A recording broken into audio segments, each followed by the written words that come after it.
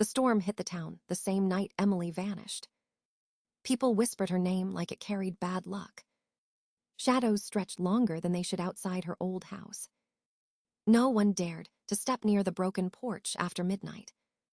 Yet a single light flickered in her bedroom window, faint and trembling. Some said it was the wind, others said it was a warning. I knew it was something else, something we all tried to ignore. And when the phone rang at dawn, I realized the nightmare had only begun. The morning after Emily vanished, the town felt colder than the weather could explain. Sheriff Collins went door to door, asking quiet questions no one wanted to answer. People avoided his eyes, afraid of what he might find behind their silence. I watched from my porch as he crossed the street toward Mrs. Dalton's house. Her curtains moved before he even knocked, like someone was already listening. I wondered how long she had been awake, or if she slept at all last night. Everyone knew she disliked Emily, though no one understood the real reason behind it. Rumors said she kept secrets in that old house like others kept furniture. The sheriff spoke to her for only a minute before she shut the door hard.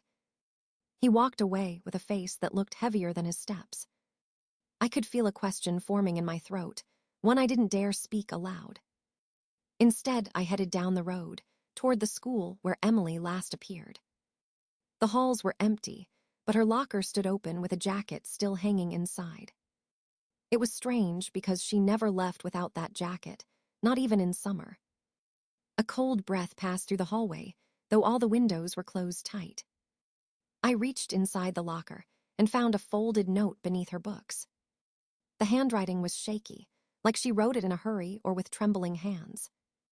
It said only one sentence that made my blood turn cold instantly. "Don't trust the person who finds me first." I reread the words again and again until the letters blurred together. Outside the school, 2 deputies searched the playground with metal detectors and grim faces. They didn't find anything except a silver hairpin stuck in the dirt. It was Emily, and none of us recognized the design etched on it. The sheriff took it like it was the first puzzle piece he had all day. I walked past the swings and noticed one was still moving, though the wind was still. It creaked softly, like someone had just risen from the seat moments before. My heart thudded hard as I stepped away, refusing to look back again. On the way home, I passed the forest where kids dared each other to enter. A faint trail of footprints led inside, too small to belong to an adult. They disappeared after a few yards, like the ground swallowed them whole. A distant sound echoed through the trees, sharp enough to make me freeze mid-step. It wasn't an animal, and it wasn't human. It was something caught in between. I hurried home, locking the door twice even though I never locked it before. The phone rang just as I sat down, the same time it rang at dawn. This time no one spoke, but I heard breathing that didn't sound familiar. Then a whisper slid through the static like ice across skin. She didn't leave. The line went dead before I could ask what that meant. I stared at the receiver, wondering if the voice belonged to someone living or not. And for the first time, I realized the truth might be worse than anything we imagined. I barely slept that night, and when morning broke, the sky looked bruised and tired. The sheriff's truck idled near my driveway before I even left the house. He stepped out slowly, holding the silver hairpin inside a sealed plastic bag. His eyes searched my face like he expected me to recognize it immediately. I told him I had never seen it before, and he nodded without believing me. He asked if Emily had ever mentioned being followed or watched by someone. I said no, but the truth hovered in my mind like a shadow I ignored. She did seem nervous last week, glancing over her shoulder at things I couldn't see. The sheriff took notes while scanning the empty street, as if someone hid nearby. He warned me to stay inside after sunset and to call if anything felt strange. I didn't ask what strain meant because the whole town already felt wrong. After he left, the silence around my house pressed against the walls like a weight. I walked to the backyard and saw fresh footprints near the fence I never used. They were small, too small for an adult and too narrow to be mine. They circled the yard twice, then stopped beneath my bedroom window. I felt an ache in my chest as the air turned colder around me. Something had stood there last night, close enough to touch the glass if it wanted. I checked the window and found a faint smudge shaped like a partial handprint. My pulse climbed fast, and I stepped back, refusing to breathe near that mark. Inside the kitchen, the phone rang again, sharp enough to make me flinch hard. When I answered, the line hissed like something scraping against metal. A single word slipped through the static, broken and strained. "Closer." I slammed the phone down and backed away until I hit the counter edge. Outside, a dog barked repeatedly, the kind of bark that only happens when it's afraid. I watched through the blinds as it stared at the forest with its tail tucked in. Something moved between the trees, too fast to track, too large for a deer. The branches shook even though the air around them was completely still. I shut the blinds quickly before my eyes saw something I couldn't unsee. By noon, the sheriff called everyone to a meeting at the town hall. He said they found new evidence, but refused to explain what it was. The crowd buzzed with confusion and fear as he paced the front of the room. He held up a photograph of the forest trail where the footprints vanished. Except in the photo, the prints didn't vanish. They changed shape halfway through. The last two prints looked like they belonged to something walking on pointed toes. A gasp rippled through the room, followed by a suffocating silence. Someone asked if they belonged to an animal, but the sheriff shook his head. He said experts couldn't identify the pattern, and that worried him more than anything. I felt a chill run up my spine as he pinned the photo to the board. Right beside it, he placed the note from Emily's locker with her shaky warning. Everyone stared at the words, as if they wanted them to disappear on their own. The sheriff ended the meeting early, claiming he needed to verify more information. He told us not to wander alone and not to answer phone calls after dark. People left quickly, whispering fears they couldn't hold back anymore. I lingered behind, staring at the strange footprints long after the room emptied. The patterns felt familiar in a way I didn't want to understand. And as I stepped outside, I sensed someone watching me from far beyond the tree line. By evening, the sky had turned a bruised purple, and the wind carried whispers I couldn't place. I stayed inside, windows locked, but the feeling of being watched didn't fade. Every shadow in the corners of my house seemed to move when I wasn't looking. The phone rang again, shrill and sudden, making me jump off the couch. I answered, my hands shaking, and only heard the faintest rustle of breathing. Then a voice spoke, quiet but sharp, like it had been waiting for me. "Look outside," it said. I froze, my heart hammering, and slowly walked to the window. The backyard looked empty at first, but then I saw it, a figure standing among the trees. It was tall, thin, and completely still, with no face I could recognize. I blinked, and it vanished, leaving only the footprints circling my yard again. They glowed faintly in the dim light, a pale echo of something unnatural. I wanted to call the sheriff, but the line went dead the moment I picked up. A knock came at the door, soft, hesitant, and unmistakably human. I didn't move at first, frozen with fear and curiosity intertwined. Another knock, louder this time, and I knew I couldn't ignore it any longer. I opened the door just a crack and saw a young man, soaked from the rain, shivering. He introduced himself as Lucas, claiming he had information about Emily.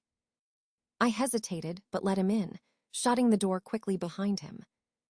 Lucas's eyes darted around the room, as if the shadows themselves were listening. He said Emily hadn't left town. She had been taken and hidden nearby. He whispered names I didn't recognize, and my chest tightened with dread. He produced a small map, worn at the edges, showing a path through the forest. The path was marked with symbols that matched the strange footprints outside. Lucas claimed he had followed them last night, tracing them to a hidden clearing. He said Emily had left signs for anyone brave enough to search. I wanted to doubt him, but everything I had seen made me believe. He warned me.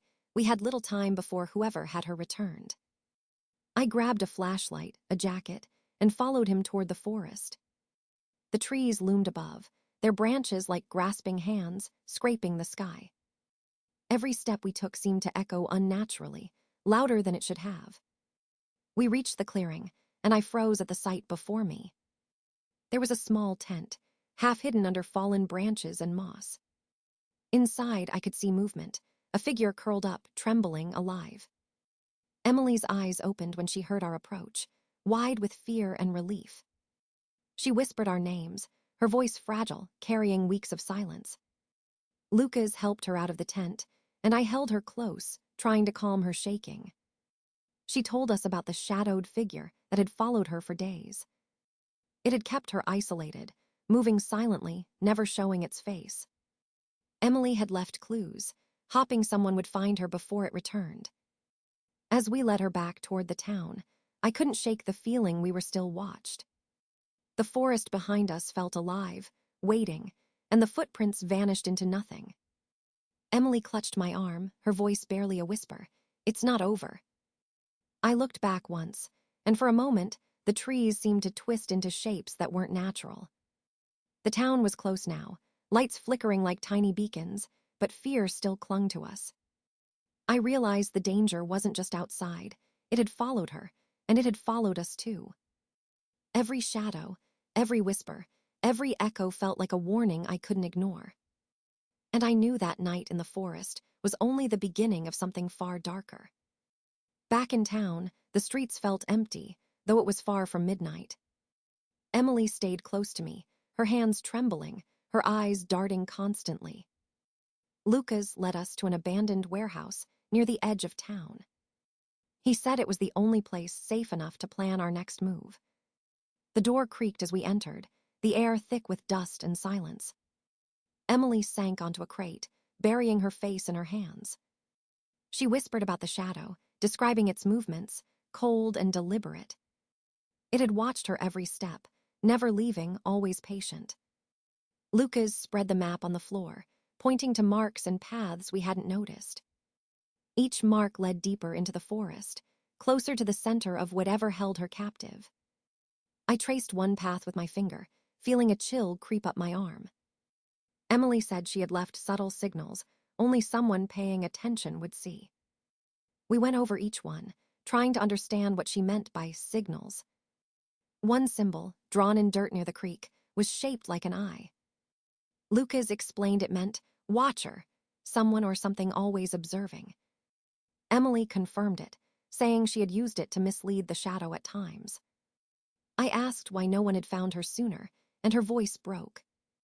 It wanted me to be afraid, to think I was alone. It feeds on fear. The words made my stomach twist, fear rising faster than logic could stop it.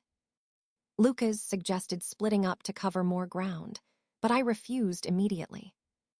Emily clutched my arm, insisting we stay together no matter what. The warehouse door groaned, as if protesting the tension building inside. We gathered supplies, flashlights, rope, first aid, anything that might help. Outside, the town seemed quieter, unnaturally so, like it was holding its breath. Shadows stretched across the walls, twisted and long, though no light shone directly. Lucas checked the perimeter, muttering about traces he had noticed earlier. He found footprints again, fresh, leading away from the warehouse toward the river. Emily froze when she saw them, her eyes wide and unblinking. "They're testing us," she whispered. "It wants to see if we're following." We followed the prints cautiously, stepping only where the ground looked undisturbed. The riverbank was slippery, mud clinging to our shoes as we went further. Branches scratched our arms, leaves whispered secrets we couldn't understand.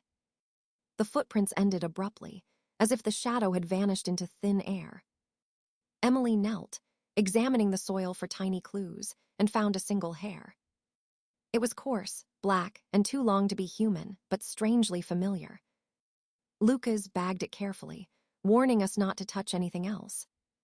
We moved slowly, feeling the forest's tension like it was alive.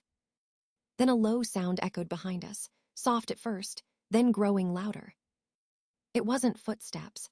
It was more like something dragging itself over leaves. Emily grabbed my hand, whispering to stay silent, to not make a sound. We crouched behind a fallen tree, breath held, hearts hammering in unison. The sound stopped, replaced by silence so complete it pressed against our ears. Suddenly, a branch snapped, and a shadow darted across the clearing. I caught only a glimpse, tall, thin, impossibly fast, its face hidden in darkness. Emily shivered violently, whispering, "It knows we're close. It knows." Lucas nodded grimly, gripping a flashlight like a weapon, ready for whatever came next. We stayed hidden, waiting for the next move, knowing the forest itself was watching. Every second felt like an eternity, and we understood one terrible truth. The shadow wasn't just following, it was hunting, and we were the prey. We waited in the shadows as night swallowed the forest, thick and heavy. Emily whispered softly, afraid even her voice might attract it. Lucas scanned the trees with the flashlight, shadows flickering between trunks. The air smelled damp and metallic, a warning we couldn't ignore. A sudden rustle made us freeze, our hearts pounding in unison. Something moved quickly, too fast for our eyes to follow. I reached for Emily's hand, feeling her fingers trembling against mine. The shadow reappeared, closer now, moving silently between the trees. It paused, as if sensing our presence, before vanishing again into darkness.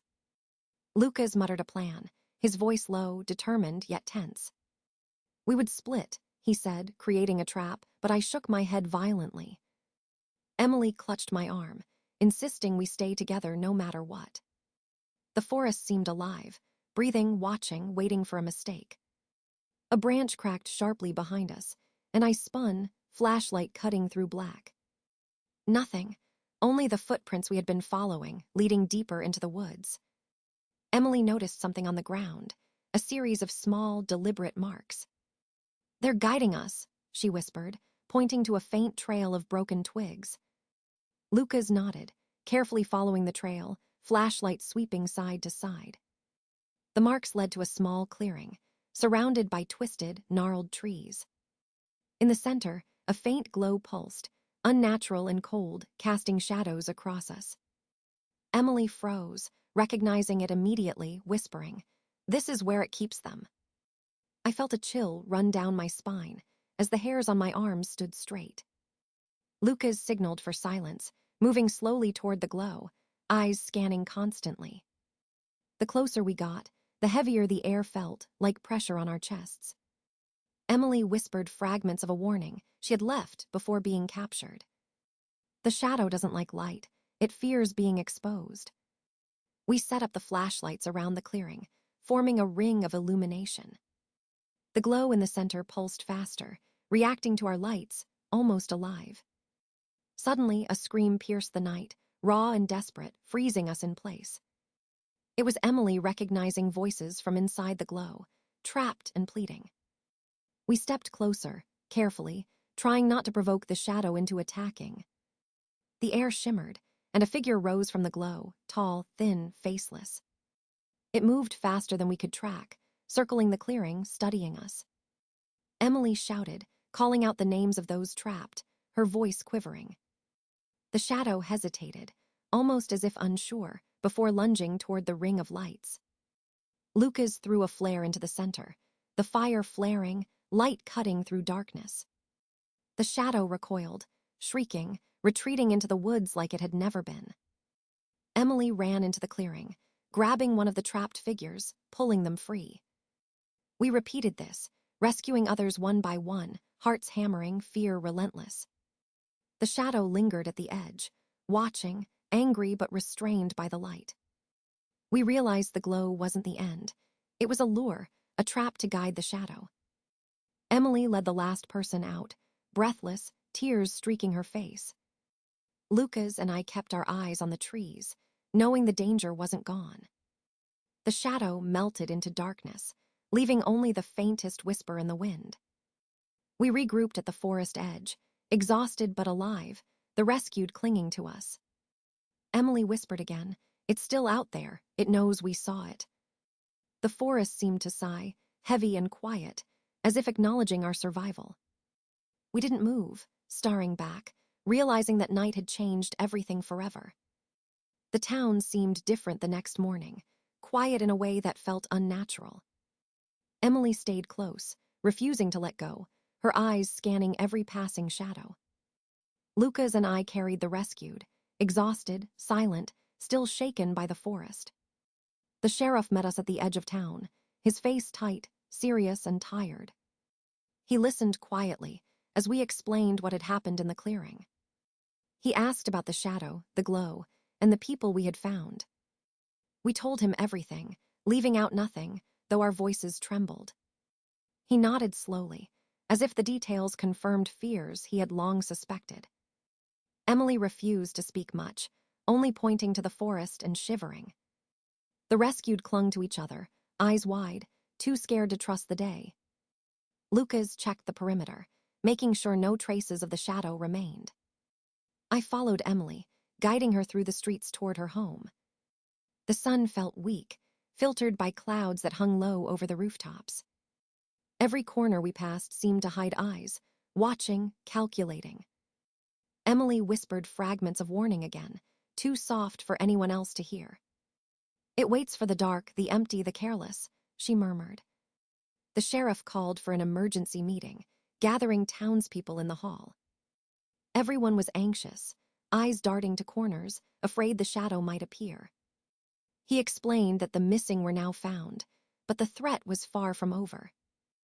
Lucas and I shared what we had learned about the patterns, the glow and footprints. Emily remained quiet, only nodding at points, her gaze distant and alert. The town listened, disbelief mixing with fear, a collective tension thick in the air. The sheriff insisted that no one go near the forest at night, under any circumstance. We offered to lead patrols, to track the shadow if it returned, but caution prevailed. At dusk, the wind picked up, carrying whispers through the streets like secrets. Emily stood by the window, staring at the forest edge, eyes sharp and wary. A faint rustle in the trees made her flinch, body tense, ready to move. I placed a hand on her shoulder, grounding her, though I felt the same fear. Lucas checked the perimeter again, flashlight cutting swaths through the gloom. The footprints we had seen last night were gone, replaced by faint, shifting shapes. Emily whispered, "It's not done, it never leaves completely." The sheriff ordered extra patrols, lights mounted at strategic points along streets. We all tried to sleep, but every sound, branch, wind, distant animal, felt like danger. By midnight, the town was still, shadows long, deep, almost alive in the streets. I stayed awake with Emily, listening, waiting, every sense alert for movement.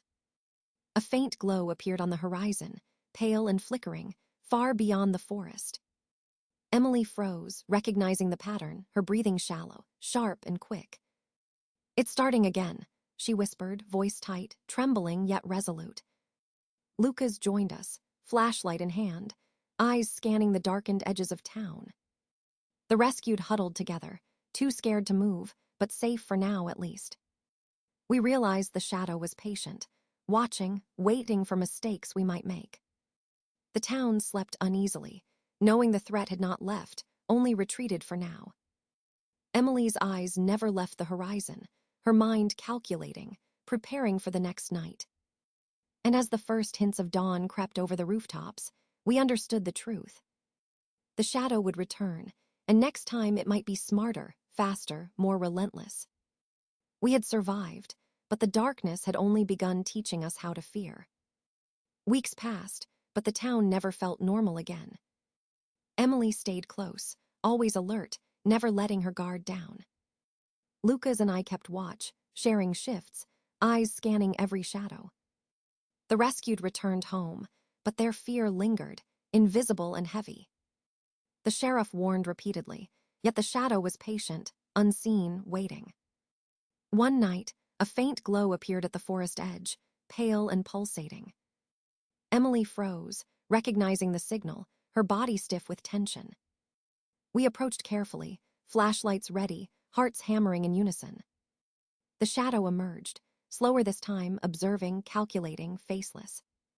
It circled the clearing, pausing at the edge of our light, daring us. Emily whispered, "We can't let fear control us. It feeds on it." We stayed together, forming a ring of light, facing the darkness boldly. The shadow hesitated, then vanished into the trees, leaving only silence. We exhaled collectively, knowing this reprieve might not last long. The town seemed safer, yet every step outside carried a quiet dread. Emily and Lucas remained vigilant, teaching us to see beyond the obvious. I realized the shadow was not just a threat, but a reminder of fear itself. Though we survived, we understood darkness could return anytime, anywhere. And as night fell, we stayed ready, eyes sharp, hearts steady, waiting. The forest was quiet, but we knew it was only temporary, never gone.